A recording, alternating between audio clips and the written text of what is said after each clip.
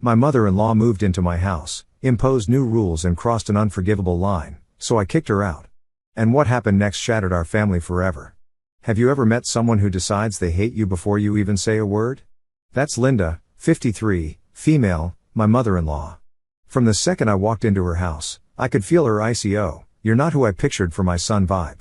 Honestly, I should have run right then, but nope, I stayed, tried to play nice, and now I'm here to tell you just how far Linda went to make my life hell and how I made sure she'd never do it again. If you think Linda hated me now, let me tell you, she's been at this game since day one.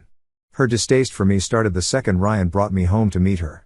I'm Priya, 28, female, Indian American, born and raised in Chicago. My family has been here for 4 generations, but to Linda, I might as well have been fresh off the boat. She's the type of person who believes her son deserved a pure, wholesome, church-going white girl, and I was none of that. Ryan, 28, male, and I met in college. He was the charming, all-American guy with an easy laugh and kind eyes, and I was the girl who could hold her own in any debate. We clicked instantly, and it didn't take long for us to fall in love.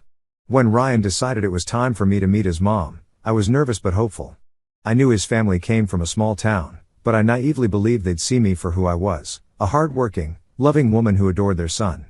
I was wrong. From the moment I walked through her door, Linda was polite, but it was that frosty, fake polite where every word feels like a test.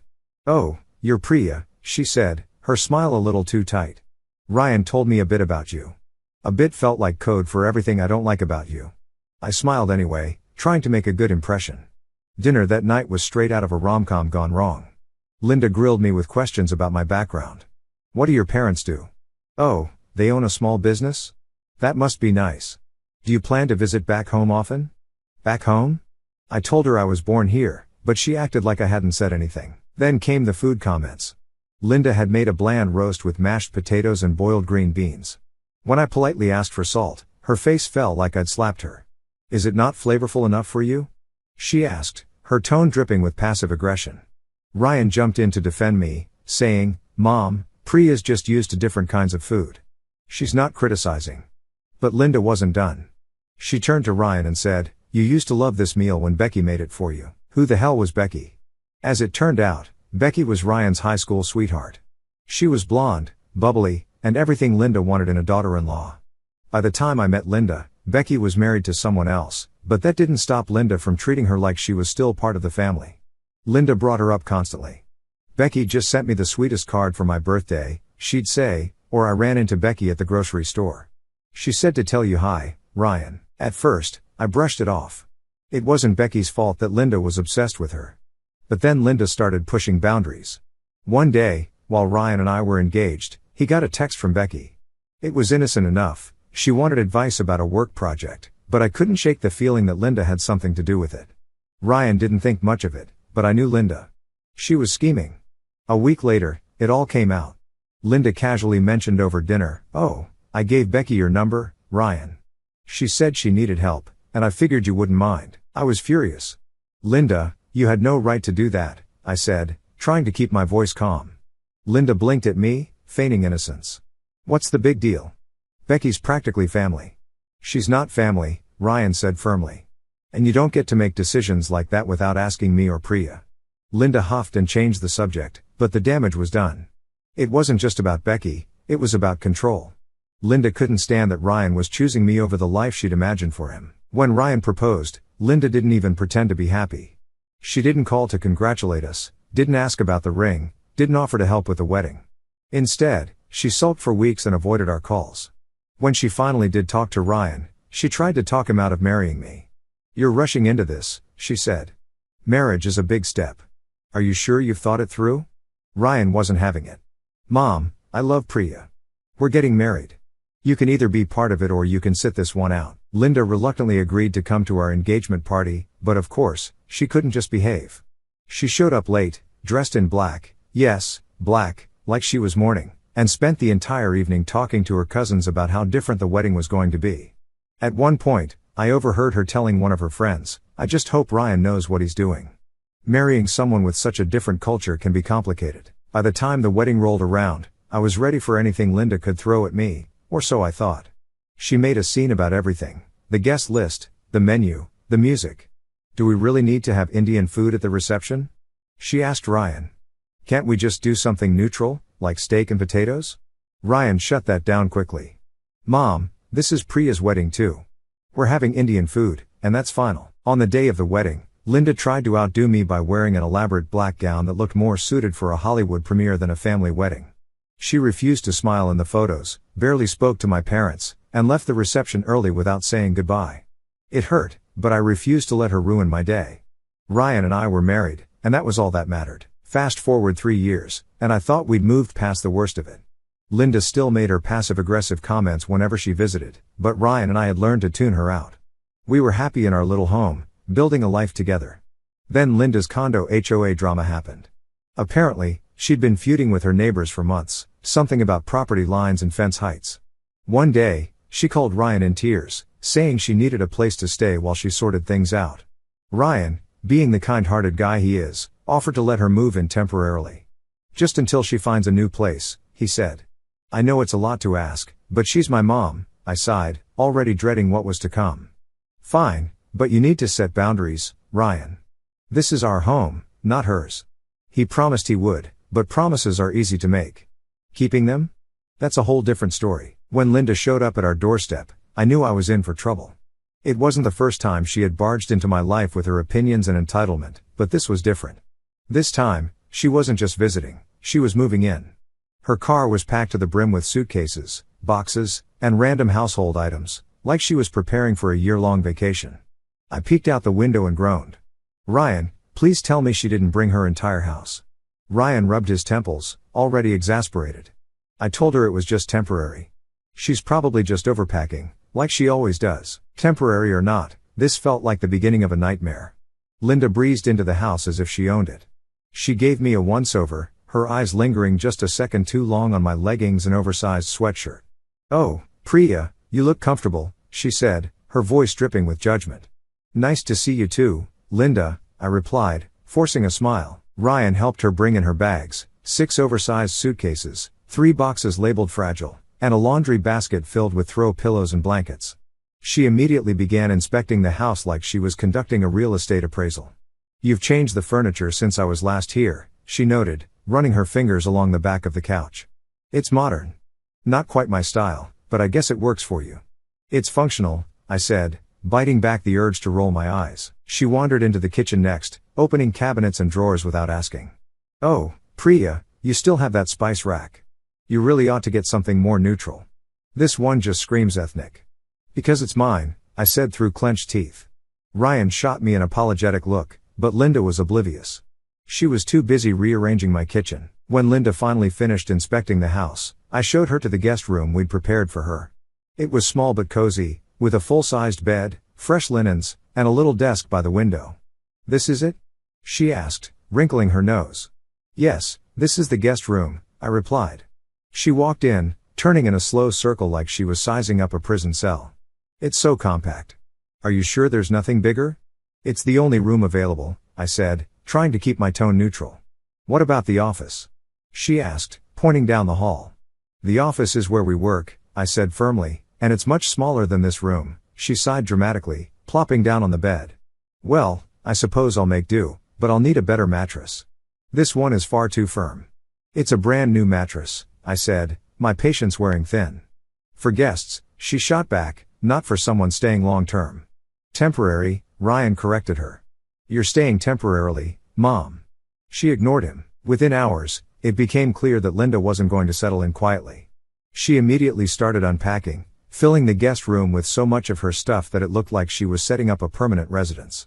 She hung up her own curtains, replaced the bedding I'd put out with her own more comfortable set, and even brought in a small coffee maker because, apparently, walking to the kitchen was too inconvenient. But it didn't stop there. Linda had a habit of treating every room like it was hers. She'd leave her coffee cup on the living room table, her shoes in the hallway, and her mail on the kitchen counter. It was like she was marking her territory. One evening, I came downstairs to find her rearranging the framed photos on our bookshelf. She had moved a picture of Ryan and me on our wedding day to the back of the shelf and replaced it with a photo of Ryan and Becky at his high school prom. Linda, what are you doing? I asked, barely keeping my voice steady. Oh, I was just tidying up, she said, smiling innocently. This picture of Ryan and Becky is so much nicer, don't you think? No, I don't, I said, grabbing the photo and shoving it back into the drawer where it belonged. Our wedding photos stay where they are, Linda sighed, as if I were the unreasonable one. So sensitive, Priya. It's just a picture. It's my house, I snapped. The kitchen became a battleground almost immediately. Cooking has always been my passion, and Ryan loves my food, but Linda had a problem with everything I made. Priya, are you cooking again? She asked one evening, wrinkling her nose at the smell of cumin and coriander. The whole house smells like spices. It smells like dinner, I said, stirring the pot of curry on the stove.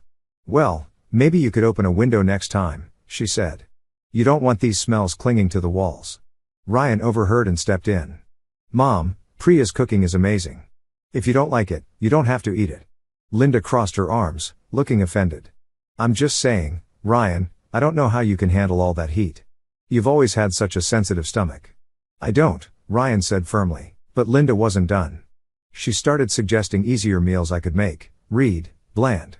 Why don't you try making something simple, like meatloaf, or maybe a nice casserole? Ryan used to love those when Becky made them. And there it was again, Becky. Linda couldn't stop bringing up Becky, even after all these years. It was like she thought if she mentioned her enough, Ryan would magically change his mind about me. One afternoon, while Ryan was out, Linda came into the kitchen while I was baking. I saw Becky the other day, she said casually, leaning against the counter. Good for her, I said, not looking up from the dough I was kneading. She's doing so well, Linda continued. She just got a promotion at work, and she mentioned that she still thinks about Ryan sometimes. I froze, my hand stopping mid-knead. What's your point, Linda? Oh, nothing, she said, her tone overly sweet. I just think it's nice that she still cares about him. She was such a big part of his life, you know. I dropped the dough onto the counter and turned to face her. Linda, Ryan and I are married. Becky is also married. She isn't part of his life anymore, and she never will be. So if you're trying to stir something up, don't bother. Linda's smile faltered for a second before she recovered. I don't know why you're getting so defensive. I'm just reminiscing. That night, I told Ryan everything. He was furious. She brought up Becky again? He asked, his jaw tightening. Of course she did, I said. She's been trying to undermine me since the moment she got here. I'll talk to her, Ryan promised. This is crossing the line, but talking wasn't enough. Linda was digging her claws in, and I was starting to feel like a stranger in my own home. Linda had only been living with us for a few days, but it already felt like forever. I knew things were going to get worse before they got better, but I had no idea just how far she'd go to sabotage me. By the time Linda decided to destroy my pantry, I was already teetering on the edge of losing my mind. Every day with her was a fresh insult or passive-aggressive jab. She treated my home like it was a poorly managed hotel and me like I was some unqualified housekeeper who'd stumbled into her son's life by accident. Still, I tried to keep the peace for Ryan's sake. I kept telling myself it was temporary, that she'd eventually get bored and leave. But what happened that morning made it crystal clear. Linda wasn't just difficult, she was out to erase me entirely. I woke up feeling unusually optimistic. I had plans to make biryani for dinner, a dish Ryan absolutely loved, and I'd even taken the time to prep the spices and marinate the chicken the night before. Cooking always gave me a sense of control, and with Linda's constant antics, I needed that small victory. But when I walked into the kitchen, my heart dropped. The pantry door was wide open, and all my carefully organized shelves were bare. At first, I thought I was seeing things. I blinked, rubbed my eyes, and opened the cabinet again, hoping the spices would magically reappear. They didn't. My rice dispenser? Gone. The jars of lentils, the bags of flour, even the small containers of dried herbs I tucked away for special dishes, everything was missing. Panicking, I checked the fridge. It was the same story. All the paneer, yogurt, and vegetables I'd stocked up on were gone. The only things left were a carton of milk, a stick of butter, some eggs, and a loaf of bread. I stood there, frozen, as the realization hit me, someone had cleared out my kitchen. Ryan wandered into the kitchen a few minutes later, still half asleep. Morning, he said, grabbing a mug for coffee. You okay? You look pale. Where's all the food? I asked, my voice shaking. Ryan frowned, looking into the pantry and fridge. I have no idea. Did you move it? Before I could answer, Linda walked in, carrying her coffee cup like she hadn't just committed a felony against my pantry. She looked at me, then at Ryan, and smiled. Oh, you noticed, she said, like she was expecting gratitude. Noticed what? I snapped. I cleaned out the kitchen, she said, setting her cup down. All that stuff you had, those weird spices and whatever, it just wasn't suitable. Ryan's not used to eating that kind of food. I figured it was time to start fresh. Ryan's jaw dropped. You did what? Linda shrugged. I threw it out. It was taking up so much space, and honestly, the smell was overpowering. Now you have room for normal groceries. Normal groceries? I said, my voice rising. Linda, that was hundreds of dollars worth of food. Do you have any idea how long it took me to stock all of that? Linda didn't even flinch. Oh, don't be so dramatic, Priya. You can buy more. Besides, I've already written up a list of things we actually need: potatoes, canned soup, chicken breasts, real food. Ryan stepped in, his voice sharp. Mom, you had no right to touch any of that. This is Priya's kitchen. What were you thinking? I was thinking about your health, she said, crossing her arms. All those spices, who knows what they're doing to your stomach. I'm just looking out for you. You're not, Ryan shot back. You're disrespecting Priya again. But Linda wasn't listening. She'd already decided she was the victim in this situation, and nothing we said was going to change her mind. After Linda's confession, I stormed out of the house. Ryan offered to come with me to the grocery store, but I told him to stay and deal with his mom. I needed to cool off, and frankly, I didn't trust myself to be civil around her right then. The grocery store wasn't much better for my mood. As I walked down the aisles, I felt my frustration building. There were no bags of basmati rice, no lentils, and none of the spices I needed to replace the ones Linda had tossed. The shelves were fully stocked with canned goods and frozen dinners, but it wasn't the same. What made it worse was knowing how irreplaceable some of those items were. A lot of the ingredients Linda had thrown out weren't just things I could pick up at the local supermarket. The masalas, dried herbs, and specialty snacks, I'd gotten most of those from my parents and friends when they visited from India. My mom always packed a care package for me when she came, filled with homemade spice blends, dried red chilies, and pickles I couldn't find here. Those items weren't just food, they were pieces of home, little reminders of where I came from. Even when I did find certain Indian ingredients locally, it was always a hassle. The nearest Indian grocery store was over an hour away, and their stock wasn't consistent. Sometimes I'd drive all that way only to find they were out of turmeric or asafoetida. And when I couldn't make the trip, I had to rely on online stores, which came with hefty shipping fees and the uncertainty of whether the items would arrive fresh. I thought about the small jar of garam masala my mom had sent me last year.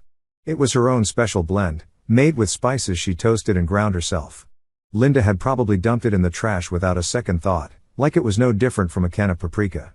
That jar wasn't just an ingredient, it was a gift from my mom, something she made with love. Knowing I couldn't replicate it here, I could feel my throat tighten as I pushed my cart through the store. How could someone be so thoughtless? Did Linda even realize how much she destroyed, or did she just not care?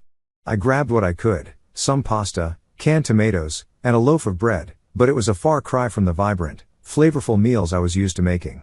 The absence of my usual ingredients felt like more than just an inconvenience. It felt like a part of me had been erased. When I got home, Linda was sitting on the couch, flipping through a magazine. She didn't even look up as I walked past her with the groceries. Did you get everything you need? She asked casually, like she hadn't just ruined my entire kitchen. No, I said flatly. Well, I'm sure you'll manage, she said, turning a page. You're resourceful.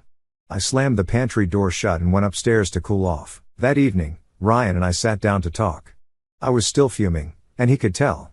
She has to go, I said, not bothering to sugarcoat it.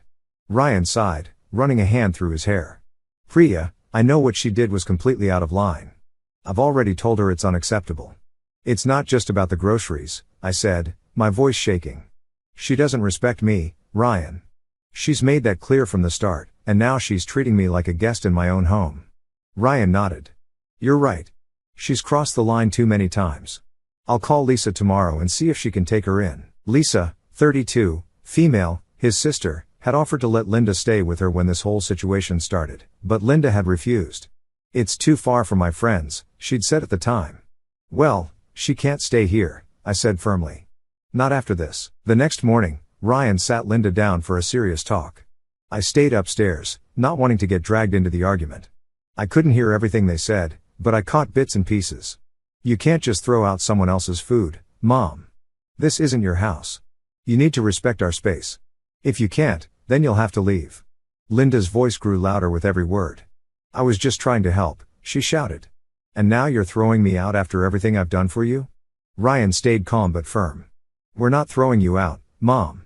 Lisa's already said she'd be happy to have you. It's not up for debate." By the time the conversation ended, Linda was fuming.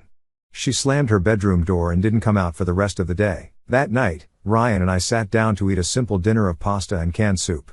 It wasn't what I'd planned, but it was enough.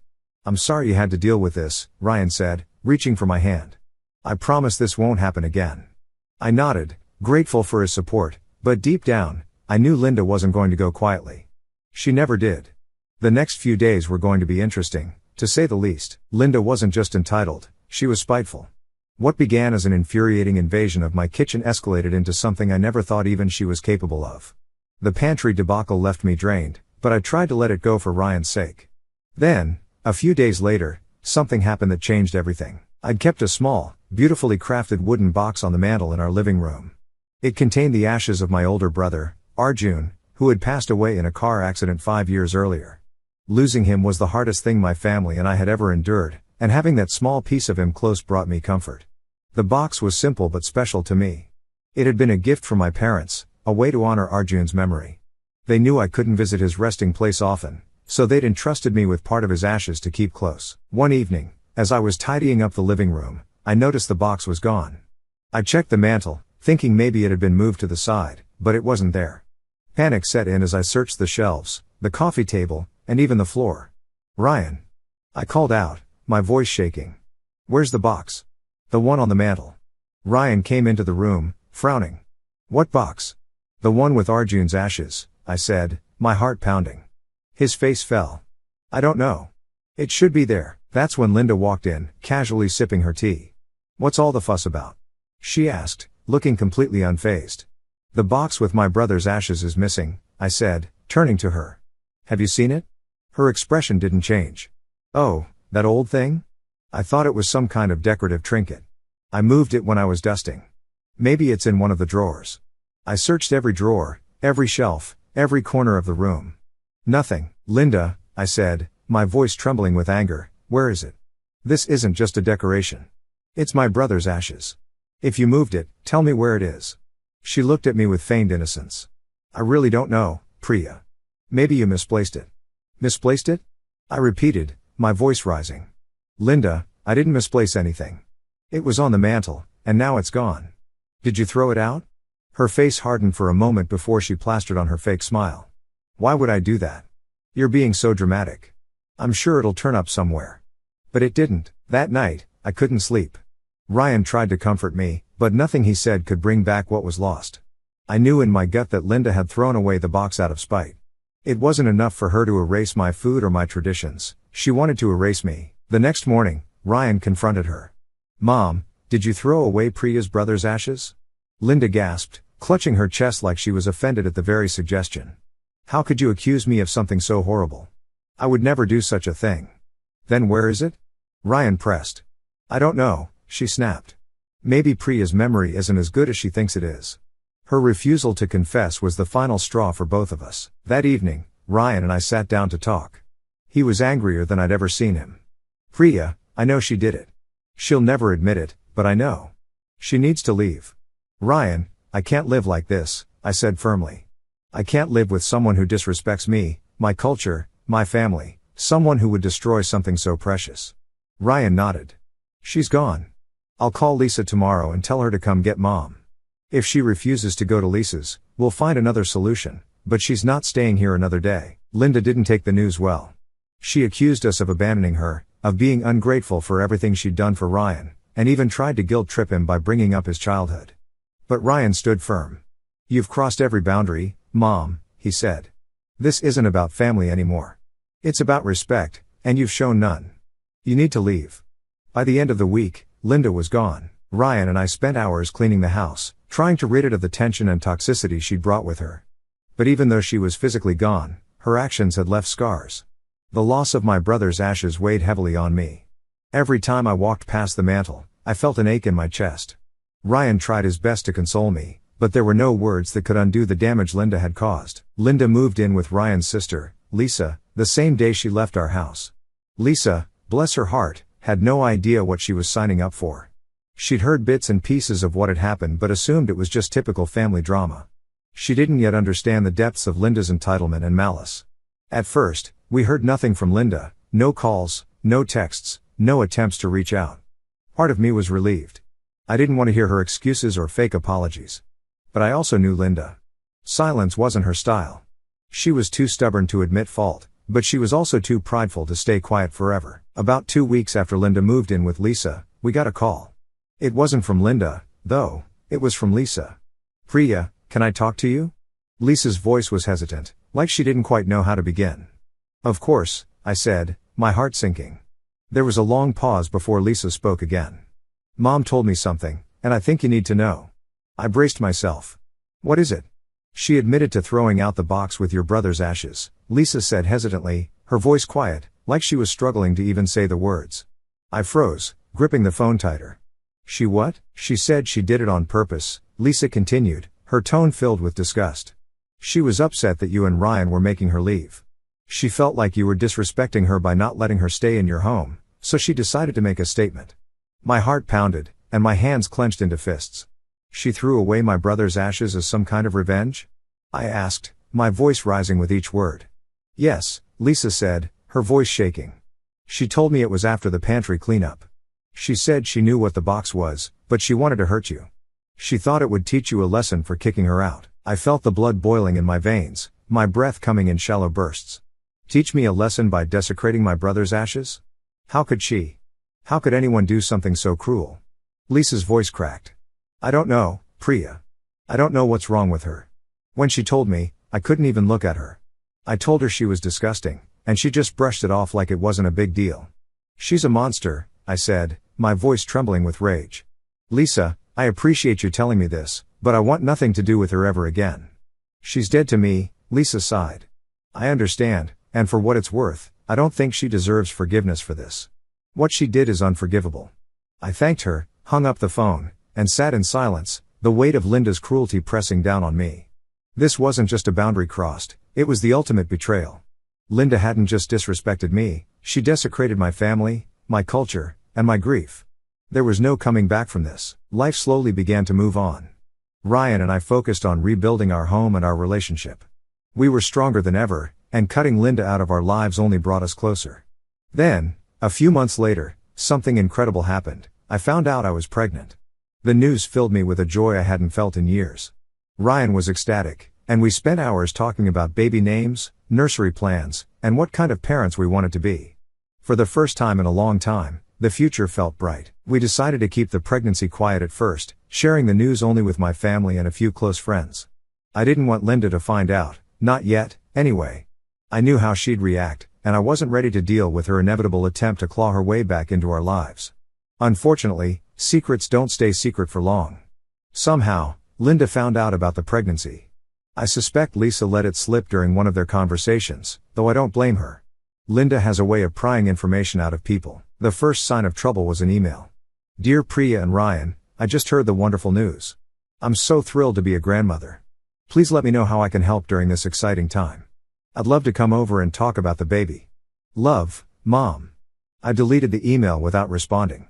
Ryan read it over my shoulder and shook his head. "She's unbelievable," he muttered. The emails turned into texts, then phone calls. Linda tried every angle: apologies, guilt trips, and even playing the victim.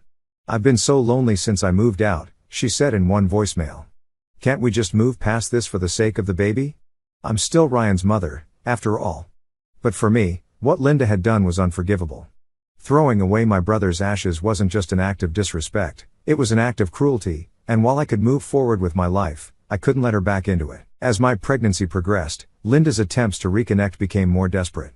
She sent gifts to the house: baby clothes, toys, even a blanket she claimed she'd hand-knitted, though it still had the price tag on it. We returned everything unopened. One evening, Linda showed up at our door unannounced. Ryan answered, and I stayed in the living room, out of sight. "Mom, what are you doing here?"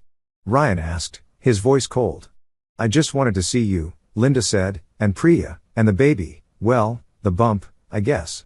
"You're not welcome here," Ryan said firmly. "You need to leave." "But I'm your mother," Linda said, her voice cracking. "You can't shut me out of my grandchild's life." Ryan didn't waver. "You shut yourself out when you threw away Priya's brother's ashes. That was the last straw." "We're done, Mom," Linda tried to argue, but Ryan stood his ground. Eventually, she left, though not without tears and another round of guilt tripping. When our baby girl, Maya, was born, we didn't tell Linda. She found out eventually, probably through Lisa, but by then, we were clear about our boundaries. Maya would grow up in a home filled with love, respect, and kindness, not toxicity and manipulation. Linda tried to reconnect a few more times over the years, but we never let her back in. Some wounds run too deep, and forgiveness isn't always possible. Instead, we focused on building a life that honored the values we believed in. I made sure Maya grew up knowing about her uncle Arjun, even though she'd never meet him. We kept his memory alive through stories, photos, and a new box on the mantle, this time filled with letters and memories, a tribute to the brother I lost but would never forget. And as I watched Maya grow, surrounded by love and free from Linda's shadow, I knew we'd made the right choice. Some ties aren't worth mending, and some endings are the best beginnings.